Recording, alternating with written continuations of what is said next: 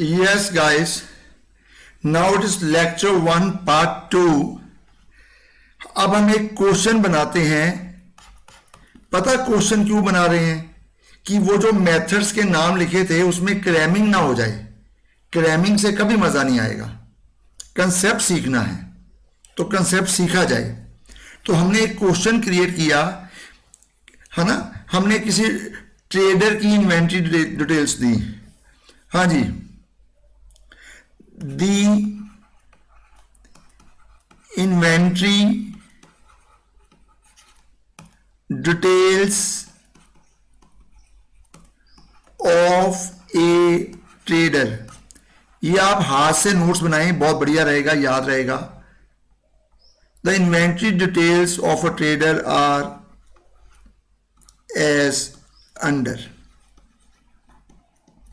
छोटा सा एग्जांपल दे रहा हूं, बात को समझना. मैंने बात की जनवरी 2020 की. यहां लिखा मैंने ट्रांजैक्शन कौन सी है. ये डेट हो गई, ये ट्रांजैक्शन हो गई. कॉलम्स बना लो. ये यूनिट्स हो गए. ये परचेज प्राइस पर यूनिट हो गई. Purchase price per unit. एक क्वेश्चन बनाना है और आपको सिखाना है. हमने लिखा 1 जनवरी को, ये डेट है जनवरी 2020 की, 1 जनवरी को. ठीक है. इसके पास ओपनिंग बैलेंस था, ओपनिंग बैलेंस का. ठीक है. इसके पास ओपनिंग बैलेंस था, कुछ भी एग्जांपल ही बनाना है. इसके पास ओपनिंग बैलेंस था 100 यूनिट्स का. पर यूनिट नहीं, यहां पर लिख दिया टोटल वैल्यू ₹4000. स्पेशल स्टेटमेंट है, पर यूनिट नहीं, टोटल वैल्यू 4000. ठीक है. Total value 4000. एक यूनिट 40 का हो गया. आप समझ गए? 40 का समझ गए. गुड. चलिए. उसके बाद 2 तारीख को इसने परचेजेस की. इसने 300 यूनिट्स की परचेजेस की. किस प्राइस पे की? ये रुपीस का कॉलम है. इसने 44 में परचेजेस की.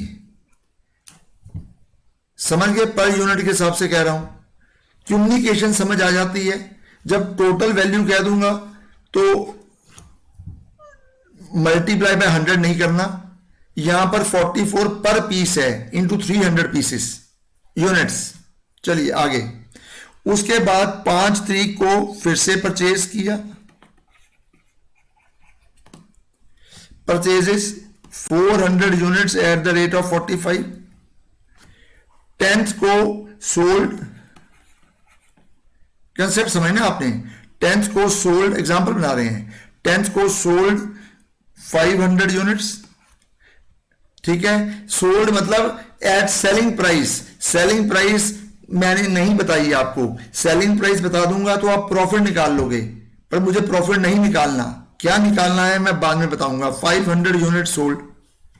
आगे चलिए. 15th को परचेस्ड 600 यूनिट्स. 20th को और 24th को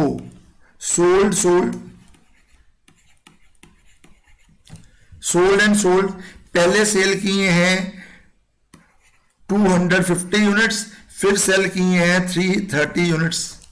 सेल किए हैं. किस प्राइस पे सेल किए हैं नहीं बताया. परचेज किस प्राइस पे किए हैं बताया 48. मैं क्वेश्चन इन्फ्लेशन का बना रहा हूं. पहली बार 44 में परचेज किए तो अगली बार 45 में परचेज किए तो अगली बार 48 में परचेज किए. ओपनिंग स्टॉक 40 वाला था. आंसर नहीं निकालूंगा जब तक आप कंसेप्ट को नहीं पकड़ेंगे. कंसेप्ट पकड़ना पड़ेगा आपको. उसके बाद 30th को मैंने यूनिट्स परचेज कर लिए. इस बार मैंने परचेज किए हैं 150 यूनिट्स. अच्छा. सोल्ड और परचेज को आपस में डिस्टिंग्विश करने के लिए, सेपरेट करने के लिए मैंने सोल्ड के आगे ब्रैकेट डाल दी. सो दैट सोल्ड थोड़ा अलग दिखे आपको परचेज से। आप कहेंगे सर लास्ट परचेज किस प्राइस पे की है, तो मैंने बोलना है बेटा लास्ट प्राइस 50 पे की है। ठीक है, अब मैं लिख देता हूं, यहां तक मैंने एक लाइन ड्रॉ कर दी। मैंने कहा unsold units, unsold units, unsold units, और लिख देता हूं थोड़ा सा दूर, unsold units as on 31st of January 2020। जरा कैलकुलेटर पकड़ते हैं और देखते हैं, ओपनिंग में 100 units, yes, plus 300 units, yes, plus 400 units, yes, minus 500 sold, plus 600, minus 580, plus 150, 470 units unsold, 470 units unsold. Totalling दोबारा चेक करना चाहते हैं, दोबारा चेक कर देते हैं, वैसे जरूरत नहीं थी। 1550 minus 600 minus 500 and 580, 1080, 470। Okay okay, आप क्या समझ रहे हैं मैं किसकी बात कर रहा हूं? इन्वेंट्रीज की, मर्चेंडाइज, गुड्स, खरीदे बेचे, खरीदे बेचे, परचेस्ड सोल्ड, परचेस्ड सोल्ड। बच्चे कहते हैं टेंशन क्या है, प्रॉब्लम क्या है सर, करना क्या चाह रहे हो? बेटा सुनो तो सही, पेशेंस। अभी तो मैं कुछ बोला ही नहीं बेटा, अभी तो मैंने चैप्टर पढ़ाना ही नहीं शुरू किया बेटा। सोल्ड कितने में की है पता नहीं, मैं सेल प्राइस आपको नहीं बताऊंगा। मैं सेल प्राइस बता दूंगा तो आप प्रॉफिट की तरफ सोचोगे, मैं चाहता नहीं पहले लेक्चर में आप प्रॉफिट सोचिए, है ना। अभी कुछ और सोचिए। मैंने कहा find carrying amount of, carrying amount of closing inventory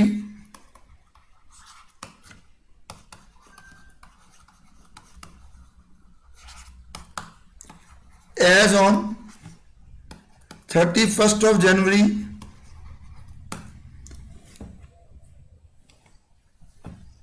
आप कहते हो अकाउंटिंग पीरियड 1 साल का है, हाँ वो ठीक है, लेकिन इफ मैं अपनी फिगर्स को मंथली देखना चाहता हूं तो कोई प्रॉब्लम है?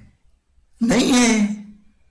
आप क्वार्टरली रिजल्ट्स क्रिएट करो, आप मंथली रिजल्ट्स क्रिएट करो, एनुअल तो करना ही है, थोड़ा एक्स्ट्रा कर लो, क्या हार्म है ना। क्वेश्चन को तो वैसे डाउट नहीं करना चाहिए, बुरी बात। सो क्वेश्चन कह रहा है find carrying amount, closing inventory 470 units, किस अमाउंट पे कैरी करोगे? इसमें कोई स्टॉक 40 वाला भी है, purchase price, cost price, purchase price, cost price, cost price, कोई 44 वाला भी है, कोई 45 वाला भी है, कोई 48 वाला भी है, कोई 50 वाला भी है। अब कैसे पता कौन सा स्टॉक बच गया? ठीक है, तो क्वेश्चन कह रहा है find so and so adopting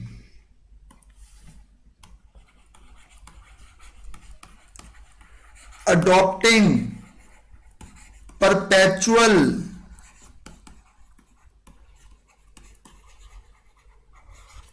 inventory system। ठीक है, find carrying amount of closing inventory adopting perpetual inventory system. ठीक है, सो एक वर्ड इसमें और ऐड कर दें, in the following cases, in the following cases. So find carrying amount of closing inventory in the following cases. Cases या methods, तो मैं केस बना देता हूं। ठीक है, पहला case FIFO method, applying FIFO method. दूसरा अप्लाइंग लीफो मेथड। तीसरा सुन लेना, तीसरा सिंपल एवरेज मेथड, चौथा वेटेड एवरेज मेथड। सो आपको अप्लाई करने हैं, अप्लाई दीज 4 मेथड्स। अभी मैंने कुछ नहीं सिखाया बेटा, अभी तो क्वेश्चन लिखा है, सिखाना तो सब कुछ पेंडिंग है। अच्छा, अब परपेचुअल का मतलब बताने जा रहा हूं, पहली बार एक नया पॉइंट, एक पॉइंट, पहला पॉइंट।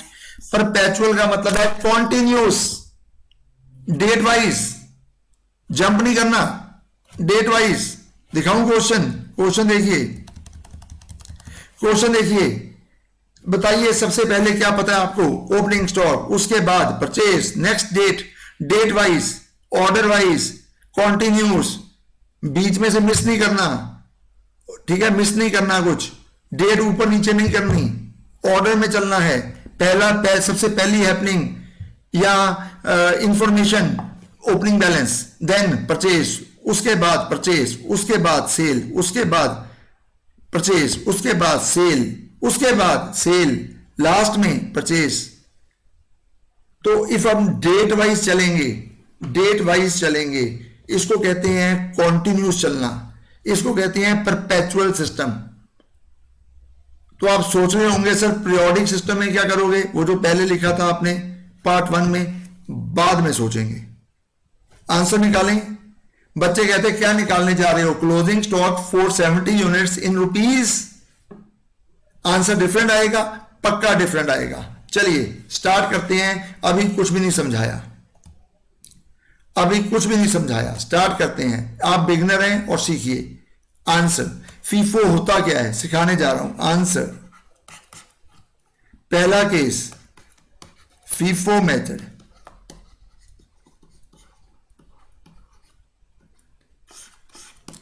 पहला case FIFO method, first in first out method. इसमें क्या करते हैं, कैसे आंसर निकलता है सिखाने जा रहा हूं।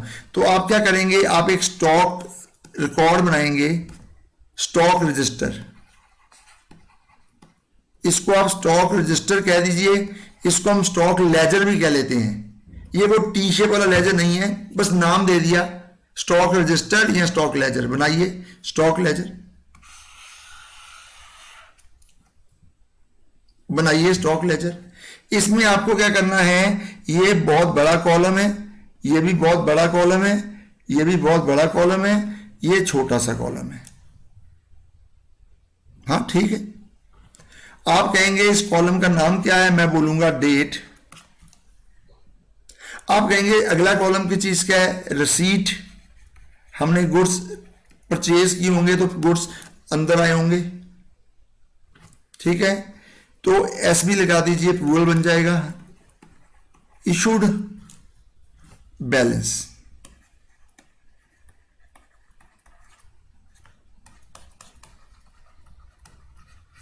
आपने कभी बैंक स्टेटमेंट देखी है ना, डिपॉजिट विड्रॉल बैलेंस, या ऐसा कह लीजिए पहले विड्रॉल का कॉलम, विड्रॉल डिपॉजिट बैलेंस, जैसे मर्जी कह लीजिए। देखिए ये वही स्टेटमेंट है। तो अब मैंने यहां पर एक लाइन ड्रॉ की, नहीं डेट के आगे नहीं की, कर दूंगा यार, पेशेंस। अब मैंने इसको 3 में डिवाइड किया, फर्दर मैंने इनको 3 में डिवाइड किया, मैंने इनको 3 में डिवाइड किया, ठीक है। अब मैंने प्रॉपर लाइन सबके आगे ड्रॉ कर दी, ये। तो आप कहेंगे सर क्या मतलब है, क्या कहना चाहते हो, ये फॉर्मेट है। यस, आपने इतने यूनिट रिसीव किए, इस रेट पे रिसीव किए, उसका अमाउंट, यूनिट रेट अमाउंट। दोबारा बोलिए, unit rate amount, unit rate amount. मैं इतना इजी कंसेप्ट बताने जा रहा हूं कि आपको सर मजा ही आ गया। बताओ ये कौन सा मंथ था, जनवरी 20 का। बताइए पहली तारीख को क्या हुआ, कुछ आपने अंदर रिसीव किया, इशू किया। आप कहेंगे सर बिल्कुल नहीं किया, हमारा बैलेंस था 100 यूनिट्स 4,000 के एंड प्राइस हो गई 40। किसी को इस डेट पे डाउट है तो बोल दीजिए। क्या हमारा ओपनिंग बैलेंस, क्वेश्चन को पढ़िए, 100 यूनिट्स 4,000 रुपीज टोटल, याद है? लिखना मुश्किल है स्टॉक रजिस्टर, कमाल का इजी है। प्रैक्टिस इट 5 टाइम्स, मजा आ जाएगा। नेक्स्ट, ये लाइन ड्रॉ करनी जरूरी नहीं होती, बट अच्छा लगता है, सुंदर लगता है। नहीं ड्रॉ करेंगे कोई प्रॉब्लम नहीं है। इसके आर्ट एंड क्राफ्ट के मार्क्स नहीं करते अकाउंट्स के सब्जेक्ट में। लाइन सीधी की टेढ़ी हो जाएगी तो मार्क्स नहीं कटेंगे। इंप्रेशन जरूर बुरा लगता है, ट्राई की हैंडराइटिंग अच्छी हो, ठीक हो।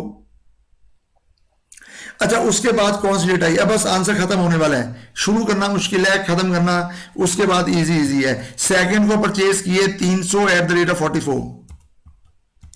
जल्दी बोलिए, सेकंड को क्या हुआ? परचेज कितने? 300, किस रेट पे? 42, ठीक है। 12,600 ना, 300 × 42, हाँ 12,600 में परचेज किए। परचेज किए, दोबारा देख लो। ओवर कॉन्फिडेंस नहीं, देखो गलती हो गई थी, 44 था, मैंने 42 पढ़ लिया। अब इसको 42 ही कर दूं, क्वेश्चन बदल दूं? हाँ, क्वेश्चन बदल देते हैं, एक ही बात है। 44 42 क्या फर्क पड़ता है? क्वेश्चन हमने बनाना है। 42 डन हो गया। अच्छा, उसके बाद हमारे पास 100 यूनिट्स 40 वाले हैं और 300 यूनिट्स अभी अभी परचेज किए हैं 42 वाले। ये हो गया 12,600, ये हो गया 4,000। पहला स्टॉक 100 यूनिट्स, नया स्टॉक 300 यूनिट्स। यस। अच्छा देखिए, मेरे क्वेश्चन में नंबर ऑफ ट्रांजैक्शन कितनी है? 7 8। जो सीए एग्जाम में क्वेश्चन आएगा वो इससे भी छोटा ही होगा, इससे बड़ा नहीं आएगा। तो ये बहुत बड़ा हो गया, सब कुछ इससे छोटा ही आएगा। चलिए, उसके बाद नेक्स्ट डेट कौन सी आई? 5th परचेज किए 400। 5th को 400 परचेज किए @ 45, ठीक है। 18,000 टोटलिंग फिर भी चेक कर लेते हैं, जरूरत नहीं होती है पर फिर भी 18,000। अब हमारे पास बैलेंस कितना हो गया? 100 वो वाला सबसे शुरू वाला, 300 यूनिट्स लास्ट में परचेज किए थे, 400 अभी परचेज किए @ 45, @ 42, @ 40, it is 4,000, it is 12,600, it is 18,000। बताइए इससे इजी क्या कर सकता हूं? है ना डैम इजी। चलिए, उसके बाद क्वेश्चन कह रहा है 500 यूनिट सोल्ड। यहां से नॉलेज शुरू होती है। कितने यूनिट सोल्ड? कितने यूनिट सोल्ड? जब तक सेल नहीं आएगी क्वेश्चन डिफिकल्ट नहीं होगा, डिफिकल्ट नहीं होगा। सोल्ड के टाइम ब्रेन अप्लाई। कौन से वाले सोल्ड? देखो 500 सोल्ड गाइस, 500 सोल्ड। किस में से? चोरी का? नहीं, 500 सोल्ड कौन से वाला? या ये वाला, या ये वाला, या ये वाला। ये भी हमारे पास स्टॉक था, ये भी परचेज किया, स्टॉक था, ये भी परचेज किया, स्टॉक था। अब सेल करना है 500। कौन सा सेल करें? First in first out, first in first out. आपको पता है हमारे इंडियन कल्चर में, हिंदुइज्म में और रिलीजन्स में, ऑल आर इक्वल, इंडियंस में ये बड़ा कॉमन सी सोच है सभी पेरेंट्स की। इफ 2 डॉटर्स हैं, एग्जांपल दे रहा हूं, पेरेंट्स की 2 डॉटर्स हैं, मैरिजेबल एज की हैं, मैरिज करनी है, बताइए पेरेंट्स पहले मैरिज किसकी करेंगे? हाँ, फर्स्ट इन, जो दुनिया में पहले आई, बड़ी है, उसकी शादी पहले करेंगे। इसका मतलब फर्स्ट इन, घर के अंदर आई ना, फर्स्ट इन फर्स्ट आउट।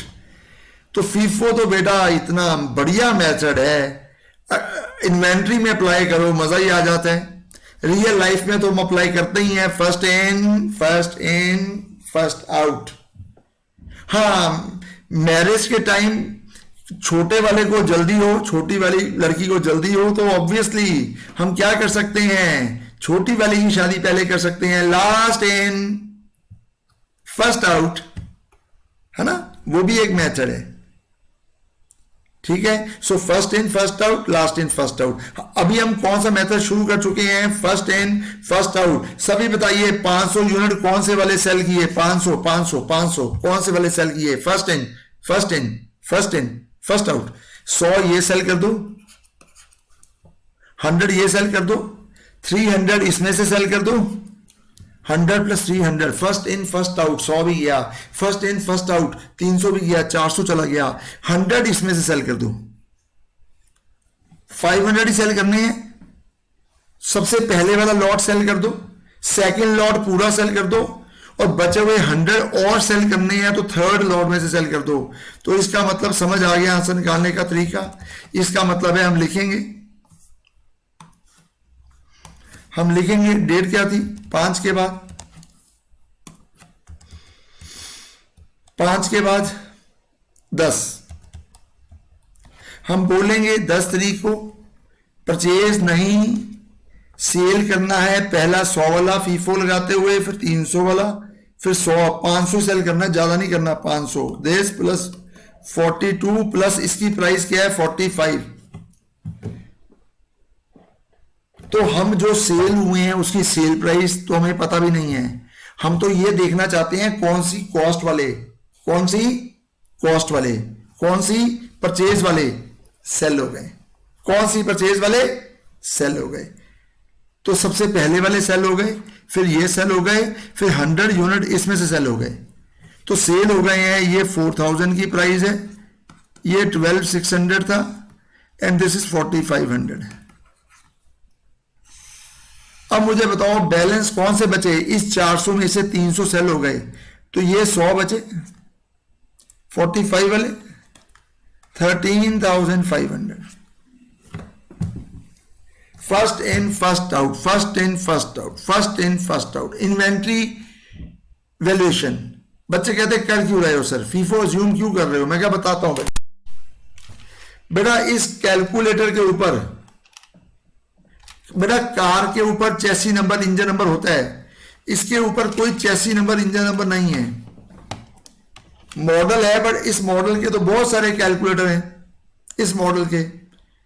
तो मैं कैलकुलेटर में होलसेल डीलर हूं, पहली बार स्टॉक आया, फिर से स्टॉक आया, फिर से स्टॉक आया, मैंने उसके बाद थोड़ा स्टॉक सेल कर दिया, ये जो बच गया है, ये जो बच गया है, ये किस में से बच गया है, ये पहले लॉट में से बचा है कि दूसरे लॉट से बचा है, कैसे बचाने, we are not able to identify ये कौन से लॉट में से बचा है, वी आर नॉट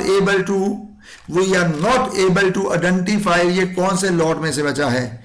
तो फिर हमें अजम्पशन लेनी पड़ती है, assumption, we need to take assumption, suitable assumption. The assumption is कि फर्स्ट इन फर्स्ट आउट, पहले वाला बिक गया, ये जो बचा हुआ है स्टॉक ये लेटेस्ट वाला है, लेटेस्ट वाला मतलब 400 में से 300 इंटू 45 की price, first in first out. Next,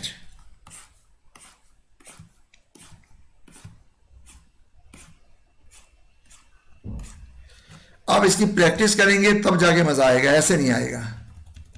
अच्छा गाइस, नेक्स्ट सोल्ड के बाद अगली इंफॉर्मेशन, परचेज 600 इंटू 48, डेट क्या है, डेट क्या है 10th के बाद 15th, 600 इंटू 48, उसके बाद 16th को 600 इंटू 48, 600 इंटू 48, 28,800, 28,800 की परचेज है, no sale no sale no sale. 300 ये बचा हुआ था, 600 ये आ गया, दिस वॉज 13,500, दिस इज 28,800। तो हमारे पास ये वाला स्टॉक हो गया। It's so beautiful. आप समझ रहे हैं इस बात को?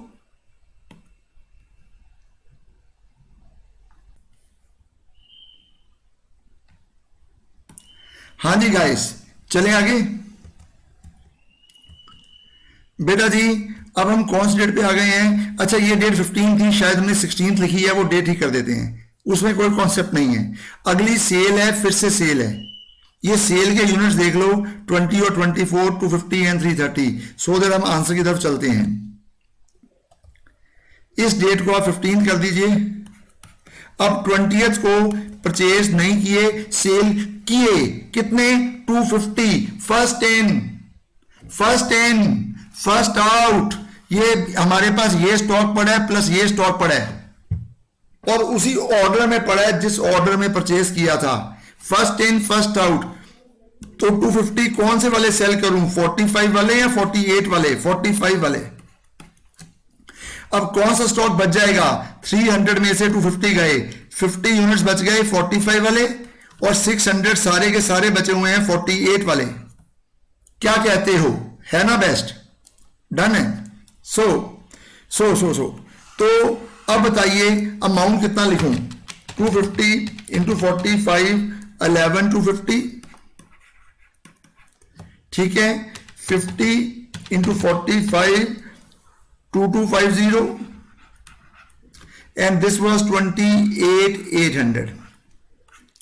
Is it fine guys? सब कुछ ठीक है आपके लिए, परफेक्ट है, कोई प्रॉब्लम नहीं आ रही अभी तक? वेरी गुड बेटा। उसके बाद हमने फिर 24th को सेल किए बेटा। ये रूलर से ऑब्वियसली आप लाइन स्ट्रेट ड्रॉ करोगे, ब्यूटीफुल करोगे। उसके बाद 24th को परचेज नहीं किए, नथिंग इज रिसीट, इशूड किए। 330, 50 तो ये वाले चले गए, है ना? 330, 50 ये, बैलेंस 280, बन गए 330, यस। ये गए 45 वाले, ये वाले इशू कर दिए। बाकी 48 में से इशू करेंगे, पड़ोसी का तो नहीं इशू करेंगे, चोरी का भी नहीं करेंगे, इसी में से करेंगे। अब हमारे पास कितना स्टॉक बच गया? आउट ऑफ 600, 280 इशूड, हमारे पास 320 बच गए हैं 48 वाले, ठीक है। Amount will be 2250, amount will be 280 into 48, amount is 13440, amount is 15360।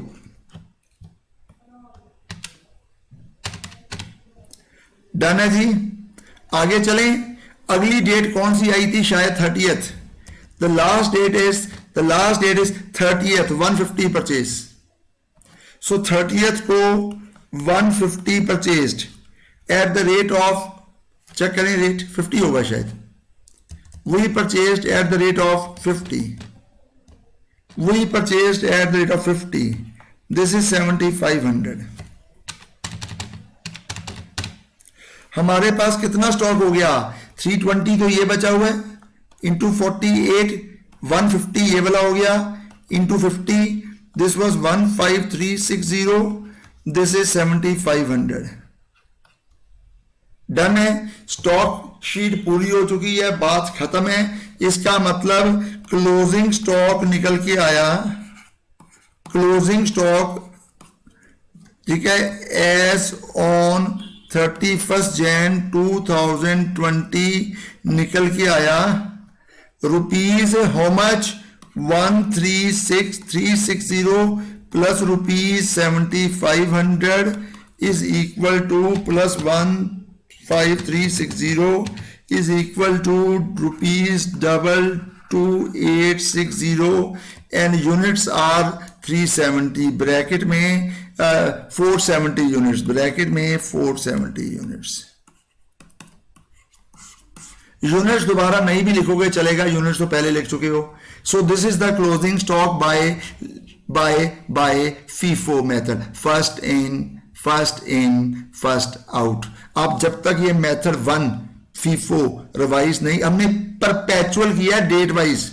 जब बीच बीच में मैंने डेट छोड़नी शुरू कर दी ना, तो आप कहना सर ये पीरियोडिक मेथड है। ये किससे किया है? परपेचुअल से। अब आपको मैं 2-3 क्वेश्चन दूंगा, लेक्चर 1 बहुत आराम से चलेगा, इसकी आप 3 बार रिवीजन कीजिए, स्टडी ग्रुप में डाउट पूछिए, उसके बाद आप नेक्स्ट पार्ट देखना, part 3 of the same lecture 1। आज लेक्चर 1 बहुत लेंथी होने वाला है। Great, good, big lecture. Good luck, thank you.